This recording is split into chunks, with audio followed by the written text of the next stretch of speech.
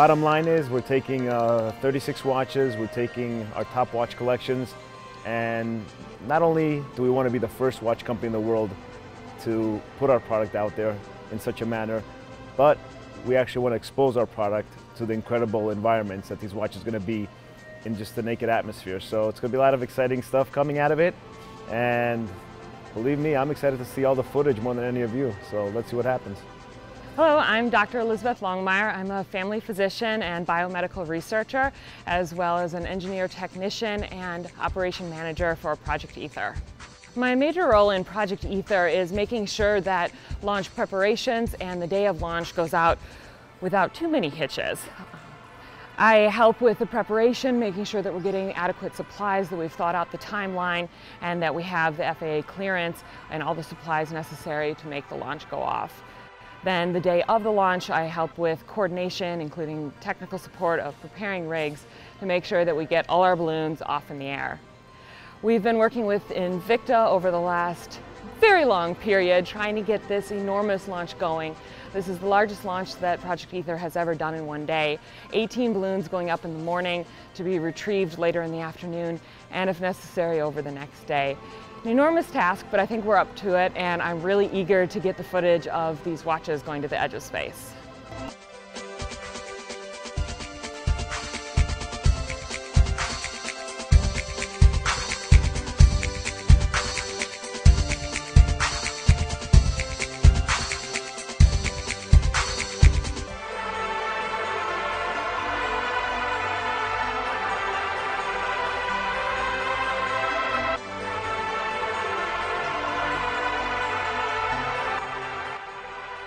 Hi, I'm Dr. Benjamin Longmire. I just started as an aerospace engineering professor at the University of Michigan.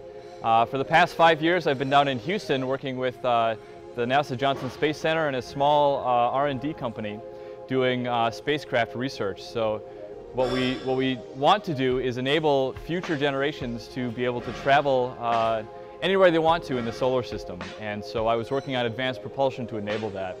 Along the way, I started a program called Project Ether to sort of inspire the next generation of students and high school students, undergrads, and graduate students, and expose them to space research. And the best way that we could do this was using high-altitude weather balloons. And so if you use a weather balloon, you can launch technology up into the upper atmosphere and really simulate sort of the conditions of space. You've got very low temperatures, very low pressures. You have cosmic radiation that you can't really get anywhere else. And so we use these high-altitude weather balloons to test all of this brand new technology. We started a program with Invicta Watch Company, and we're launching 36 watches up to the edge of space and filming these watches and filming their journey as we go along. And Invicta really embodies the spirit of exploration, and together we're partnering to enable some really neat missions. And we have some really neat plans coming up. We may even go farther than the edge of space in the near future.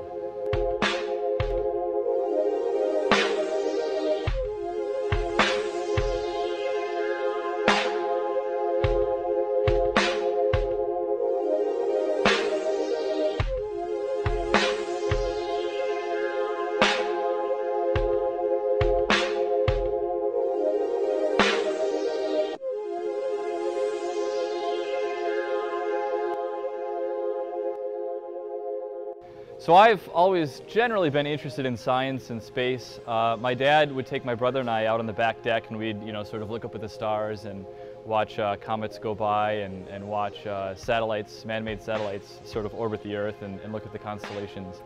When I was really young, I didn't really know what science was, but I liked doing engineering projects, and I liked figuring out how things worked. And it turns out that's what science is all about, asking big questions and trying to answer those questions using technology and using new techniques. And so that's sort of what we're trying to do with Invicta Watch as well. We're trying to push the boundaries of some of the technology used in the watches.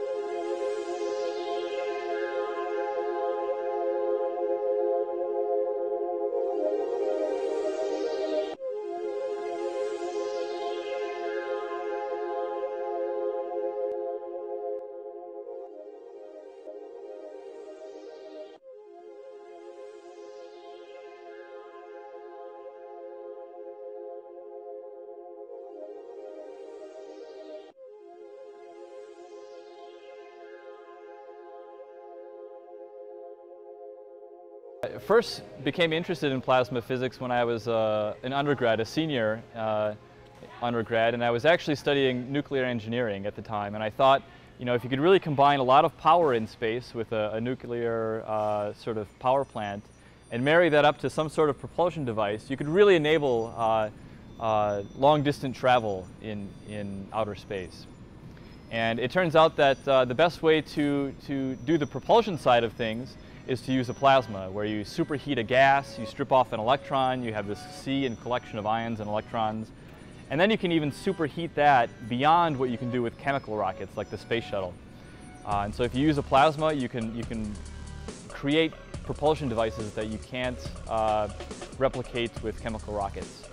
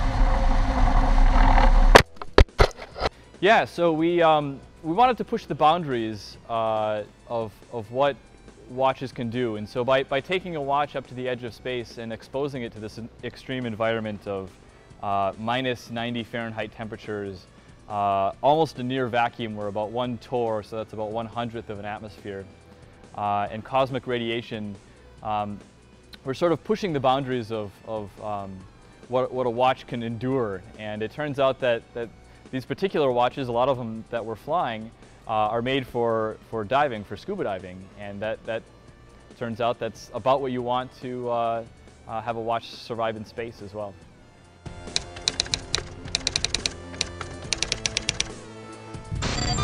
Samir, Russian diver, something around. Oh, it's done! Which one is it? Red?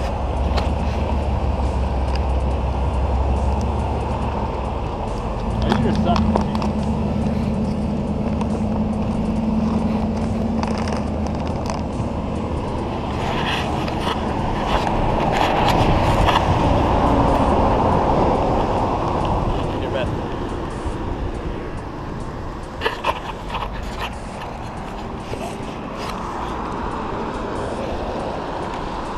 So we got it! It looks good! Looks good!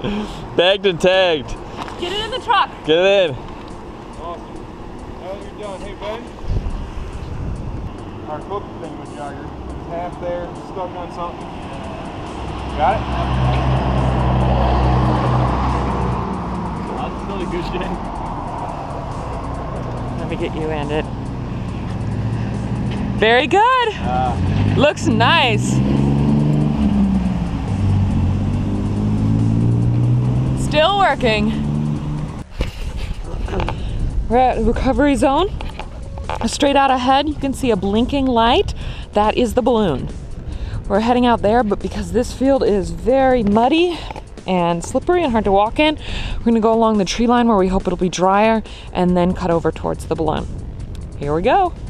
Look what I found. Look what I found. Oh, look at the mouse. Oh, it's a field mouse. Little bunny foo-foo hop into the forest, scooping up the field mice and bopping on the head. Oh my gosh! This humongous giant is chasing me. All right, and back to what we're supposed to be doing. Speaking of people that don't control their inhibitions, you just like back the river. Can see the rig. Start to see the parachute to the side. There it is. Beautiful beacon. We're coming for you. I don't know who hooked that up, but good job. Yeah. Oh, it's great to see it. Almost there. Whenever I see these in the store, I buy all of them. Oh, think how much harder it would be to find that without the light. Hi, I'm Ian Lind. I have a degree from the University of Michigan in mechanical engineering.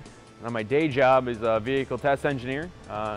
And here on my weekends, I spend most of my time working on Project Ether. Thing of beauty. Here it is. And she's intact. More or less.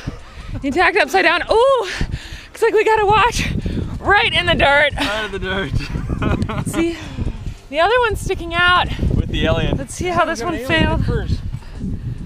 It looks intact. It's pretty dirty, so I can't see it, but it's on the correct date. I don't see any scratches or I don't see any scratches or problems with the watch. The alien. And over here, our alien friend. Went for a ride and got a little muddy. Looks good. Maybe it's space dirt. Space dirt. And that time looks correct. Okay, let's bag it. Take it, take it. Invicta. And we're going. All right, good job, team. Good job. And oh, we got the balloon over there. Let's not forget that. Camera, watch. Keeper, spot. Alien. Alien. Of course, the alien. Balloon. Came off. And a balloon. Cleaned up anything that was left behind. No, we're clear. All right, let's head out. Beautiful day in the neighborhood. Time to bag an alien, fellas.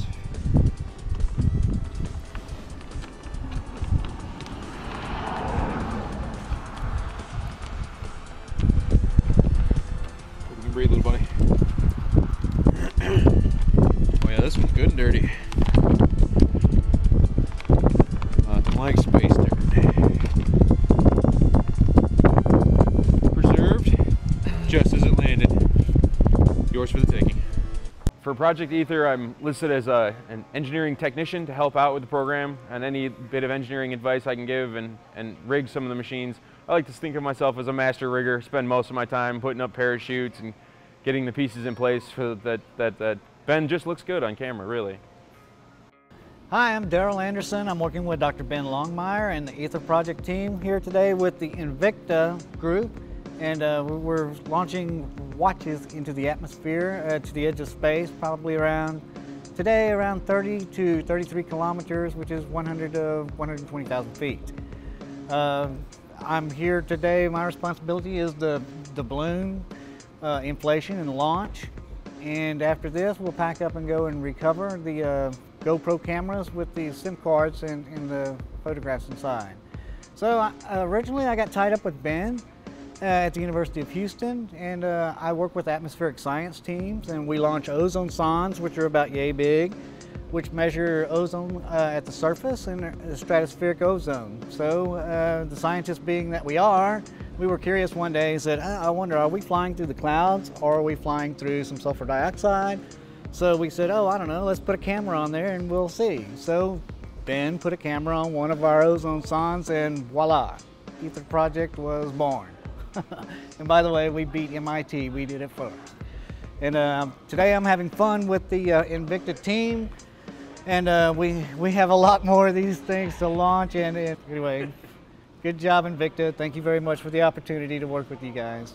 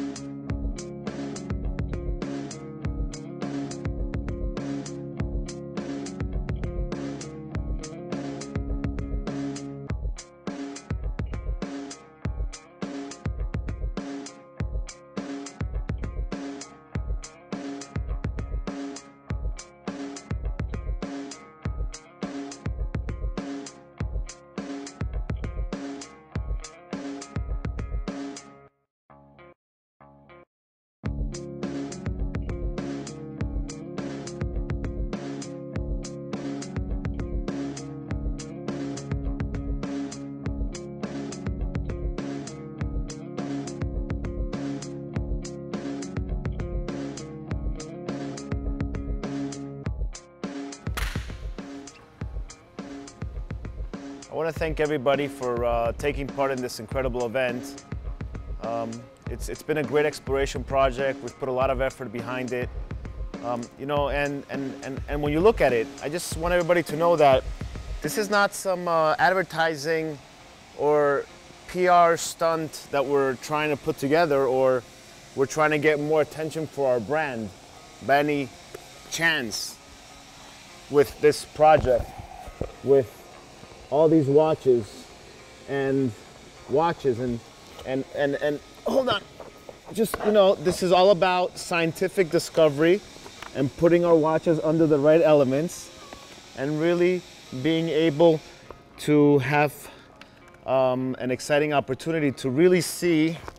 Wait, hold on, let me get the sign up, guys, for you before we finish editing this Edge of Space clip, just to make sure that www.invictawatch.com, so www.invictawatch.com, that we get a chance to show off our product, www.invictawatch.com. So I really want to thank everybody for this great opportunity. Hopefully you understand that it is about putting the watches under the elements and not a branding Invicta watch, www.invictawatch.com effort. So, you know, yeah, I just more